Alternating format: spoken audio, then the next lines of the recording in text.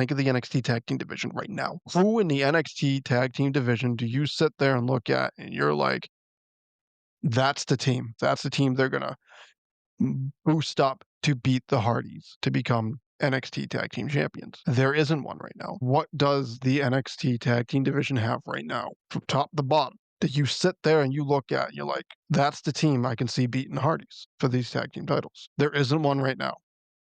Welcome to episode 7 of the All Average Wrestling Show. I'm your host, Brandon B.T. Taylor, and this is your Crown Jewel preview show.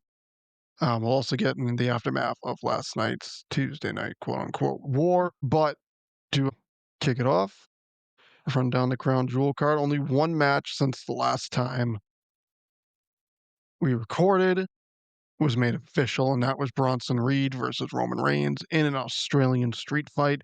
We'll go through the matches one by one here, and we'll kick it off with Rhea Ripley and Io Sky versus the Kabuki Warriors. This match right here, the Kabuki Warriors need the win. They're not going to get the win, I don't think. Rhea in Australia, Io, they have been pushing Io all year. Give me Rhea and Io for this one. I don't see them having Rhea and Io lose. What would be their third consecutive? Well, in Rhea's case, Rhea's third. Yeah, Rhea's third consecutive loss on a PLE, and Io's third. I see the Kabuki Warriors losing this match right here. Rhea with the pinfall. Here, this feud will probably end up continuing. Might lead into War Games here. But give me Rhea and Io Sky for the win here. The next match on the docket is Roman Reigns versus Bronson Reed in an Australian street fight. Bronson Reed needs the win here. Roman should not win this match. You already gave Roman the win once over Bronson. Give Bronson his moment in Australia in front of his home country. Reigns does not need the win. If Reigns beats Reed again, there's really no point in Bronson Reed for this for the Vision. Bronson needs to win here. I expect Braun Breaker will get involved. I don't see Rollins getting involved in this one. I don't think we get a new member of the Vision here. Jay probably ends up coming out and accidentally costs Roman the match or something like that. But my official prediction is Bronson Reed wins. I believe both the hometown Australians of Rhea Ripley and Bronson Reed both pick up wins here at Crown Jewel. Give me Bronson Reed for the win here. The next match, we have the Women's Crown Jewel Championship match between Stephanie Vaquer, the Women's World Champion, versus Tiffany Stratton, the WWE Women's Champion.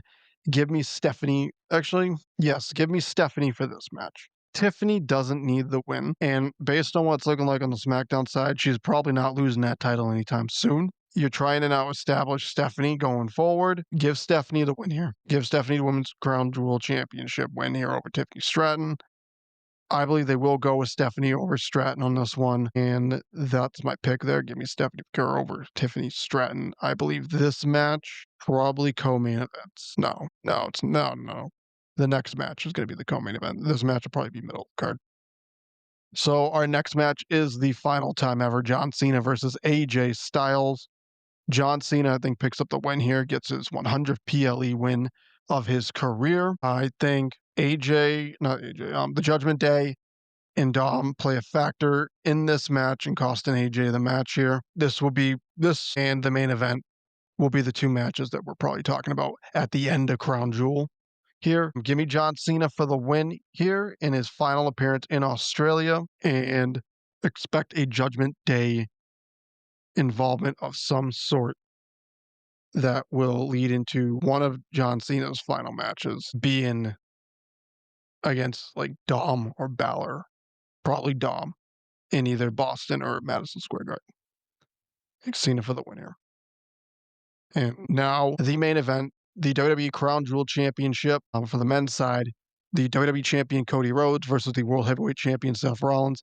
This is my lock of the entire event. Seth Rollins is going to beat Cody Rhodes in this match. Seth Rollins needs the win here. They are playing it up the last few weeks of Seth needs the win. Seth has some doubts in him about this one after now being 0-3 against Cody. One of the losses of Cody happens to be with Cody with one fucking arm due to the torn pectoral. that he had in before the Hell in a Cell match. Seth Rollins will win here. This is my lock pick of the night. Seth Rollins beats Cody Rhodes to win the WWE Crown Jewel Championship here. Give me Seth. Anything else for Crown Jewel? I don't see anything like happening here. I do believe we probably get somewhat of a clear picture of what War Games is going to look like, and that's pretty much it. As a reminder for anyone that is going to watch this event live or SmackDown live or want to watch Raw live, Friday night SmackDown this week will be live at 8 a.m. for international Netflix subscribers here. Pre-recorded at 8 o'clock on USA Network for those in the US. Raw will be live at 8 a.m. on Monday for all Netflix subscribers here. And Crown Jewel will be live at 8 a.m. this Saturday. I was considering going live for this, but I have shots fired still, and I don't think this event will wrap up before I have to start shots fired. So I'll probably end up doing a post show later that night because there's really nothing going on. I mean, Collision's pre-recorded this week and really doesn't look like a good card to begin with. But yep, that is your Crown Jewel card. My official predictions for those in the Elite Wrestling Society group. The Prediction League post will go up later today, and that is Crown Jewel. I want to get into NXT Showdown NXT TNA Showdown and AEW Title Tuesday from last night. Last night for NXT Showdown, the only real thing to take away from last night's event was the Hardy Boys becoming the NXT Tag Team Champions. I wouldn't have done that. I wouldn't have booked the match to begin with because the Hardys don't need the NXT Tag Team titles, and you don't need to be having your tag teams that you're developing. Like Dark State, you kind of pushed to the forefront for the most part since their debut, and you're having them lose to Matt and Jeff. Matt and Jeff so far have gone over Fraxium and Dark State since this TNA partnership has happened. They are the first signed TNA talent to win WWE titles. Not really as impressive considering it's the Hardys and not like someone that is a homegrown TNA talent or something like that doing it. So it's not the same impact as when Trick won the TNA title or when JC won the Knockouts title. It has the same impact as Kalani Jordan winning the Knockouts title. There's really no impact on it. So I'm not a big fan of the Hardys winning the NXT Tag Team titles. You're going to go into this Sunday at Bound for Glory against the Dudleys. I assume they're going to make it both titles on the line, and the Hardys are going to win this match. My belief is, and you now have the Hardys on NXT for probably the next few months. I do believe once their contract's up, they will be back in WWE. So now the real question is, with the Hardys as NXT Tag Team Champions, who's going to be the team that beat them? And that's where it gets a little interesting here.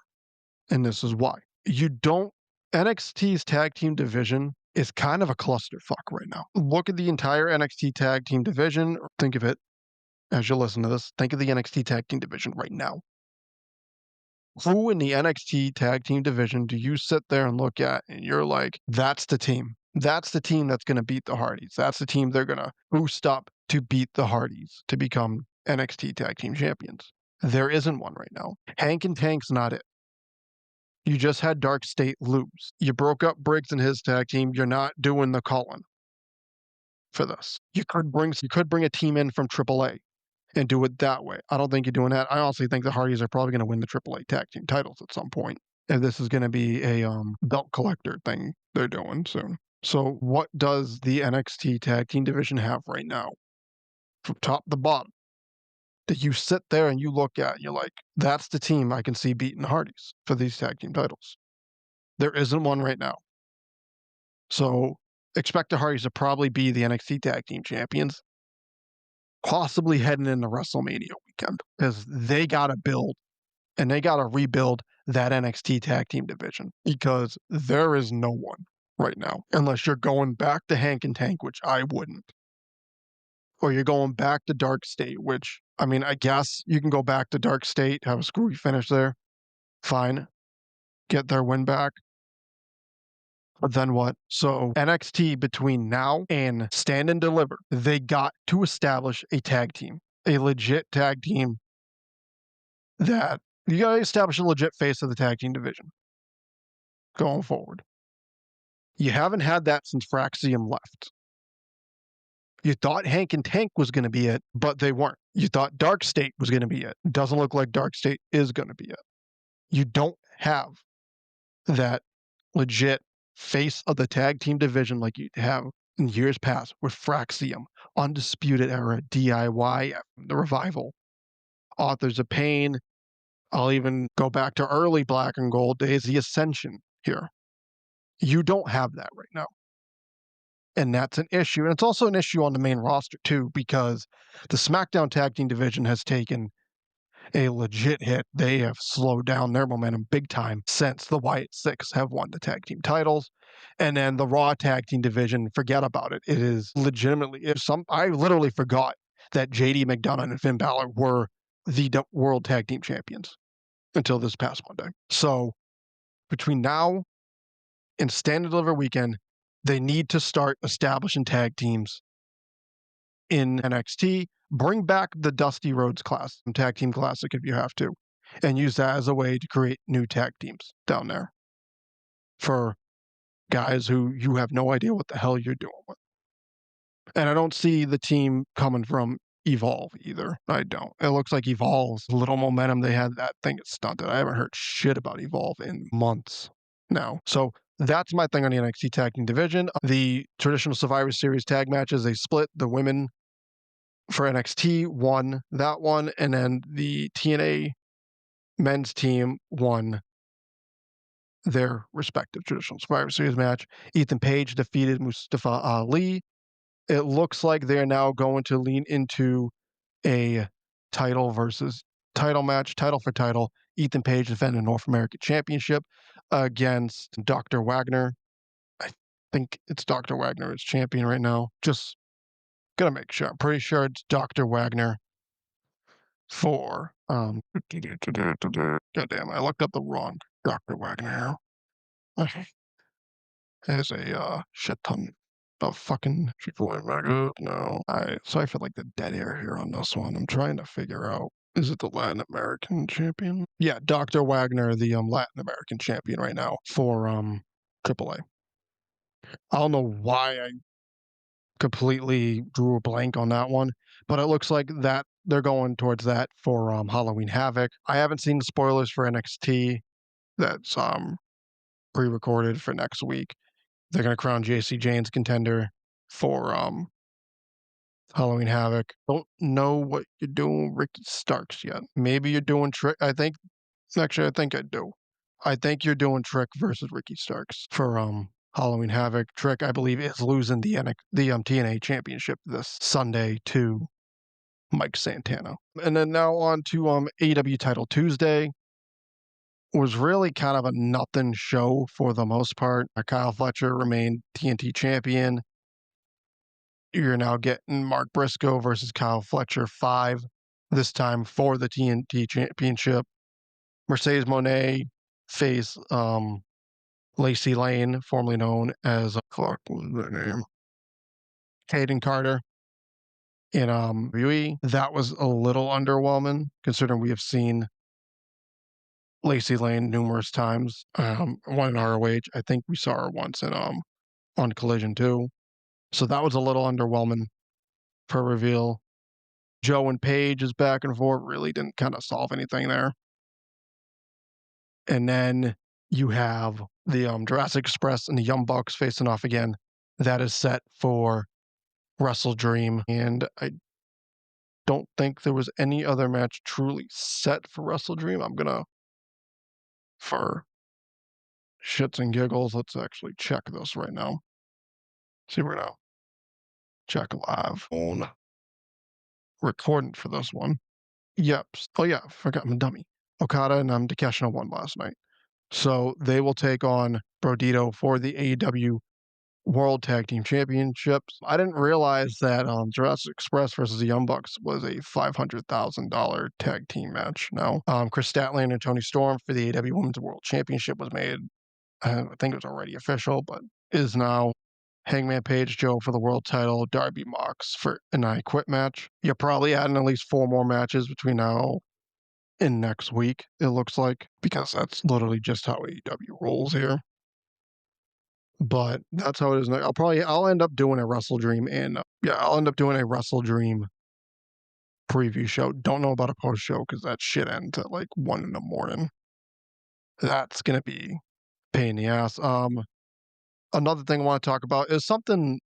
So I plan on talking about Santos Escobar's departure as one of the things heading into this show here, but he re-signed, and I'm interested to see what happens now. Did they just shove a shit ton of money and creative's going to stay the same and Santos couldn't refuse the offer money was, which good for him? Or is it going to be a legitimate creative planning for Santos Escobar going forward? And I hope so. I like Santos Escobar. I thought he killed it in NXT as the Cruiserweight champion. I thought he was a good North American champion to a degree, and like he legitimately needs a shot here on the main roster. But you also have a lot of guys on the SmackDown side though, like they're ready to break through. Carmelo Hayes is ready. Santos Escobar is ready. Sami Zayn literally is the best part of SmackDown right now. No offense, I'm not having him drop that United States title anytime soon. He is what's making SmackDown watchable right now. And sorry to digress into Sami Zayn here, but he is what's making SmackDown watchable right now. What I'm interested to see what they do with Santos. I don't. Do they build AAA around him? Are they gonna legitimately give him a push? Is he gonna be looked at as a potential like main event caliber guy going forward now? It is gonna be interesting what they do with Santos Escobar. I'm actually looking forward to. Do they put him back with Garza and Humberto? Do you just completely move his show entirely? You got a lot of decisions to make with Santos Escobar. It's going to be interesting these next few weeks how Santos Escobar factors into a lot of stuff going forward. Other than that, quick snippet: Xavier Woods re-upped with WWE, and then other than that, there really hasn't been much since the last time I recorded. As a reminder, I will be back for a Wrestle Dream post show sometime Saturday evening to aim for. Shots fired live. We are back after a week off this Saturday at 10, allegedly. If anything happens, you'll be updated on the Main Event Hub Facebook page. There's really nothing else. I'm going to be recording the first Elite Sports Take show probably later today. And yeah, as a reminder, Cage Verdict, our MMA centric show, current only during UFC numbered events, will debut next year, and Elite Sports Take debuting literally sometime this week, earliest today. Shots fired back this Saturday, and this has been the All Average Wrestling Show. I will be back sometime Saturday. I will announce whatever, if it's live or not, you'll know, for the the Crown Jewel post show. So happy Wednesday to everyone, and have a great day. Adios.